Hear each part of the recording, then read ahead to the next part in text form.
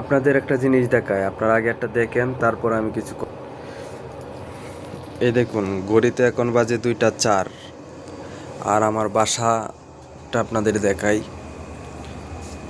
চারপাশে সবাই ঘুমাচ্ছে। আমি এতক্ষণ বিছানায় শুয়ে শুয়ে ফোনের স্ক্রিনটা স্ক্রল করছিলাম। কাল শুক্রবার, কোনো কাজ নেই, ডিউটি নেই, ফেসবুক রিলস এসবই দেখছিলাম। হঠাৎ করে আমার নিজের ভেতরে কেমন যেন একটা খটকা লাগলো। মনে হলো কাল তো শুক্রবার, ফজরের নামাজটা আমার পড়া উচিত। আমি কি করছি? এসব স্ক্রল করা বাদ দিয়ে আমার এর জন্য প্রস্তুতি নেওয়া উচিত। বিশ্বাস করেন, এই ফিলিংসটা আসার পর আমি আর 1 সেকেন্ড অপেক্ষা করতে পারলাম না। ভাবলাম অ্যাকশন নিলে এখনই নিতে হবে। আমি এই ভিডিওটা শেষ করে সোজা গোসল করতে যাব। এখন এত রাতে গোসল করলে হয়তো ঠান্ডা লাগবে, শরীর খারাপ হতে পারে, কিন্তু আমার মনের ভেতর এখন একটাই কথা ঘুরছে, শরীর খারাপ হলে হোক, কোনো আফসোস নেই আমার। কিন্তু আল্লাহর সামনে সেজদা না দিয়ে এই রাতটা পার করে দিলে আমার সারা জীবন আফসোস থাকবে।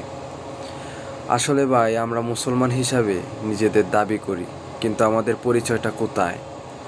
দুনিয়ার মানুষের সাথে দেখা করার জন্য আমরা কত টাইম মেনটেন করি, অথচ যিনি আমাদের বানিয়েছেন দিনে 5বার ওনার সাথে দেখা করার কথা আমরা ভুলে যাই।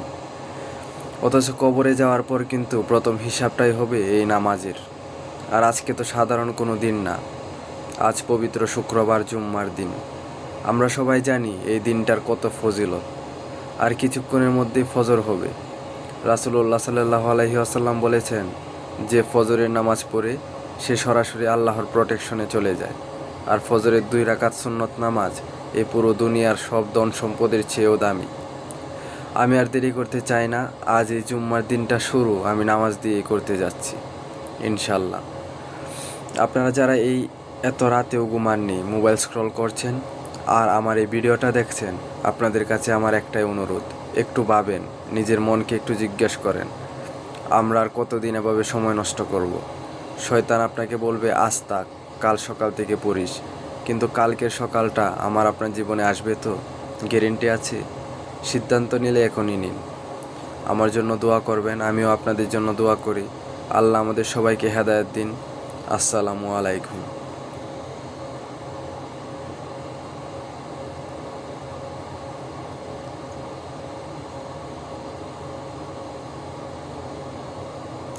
আসলে এই যে কথাগুলো বললাম, এগুলো কিন্তু আমরা সবাই কম বেশি জানি।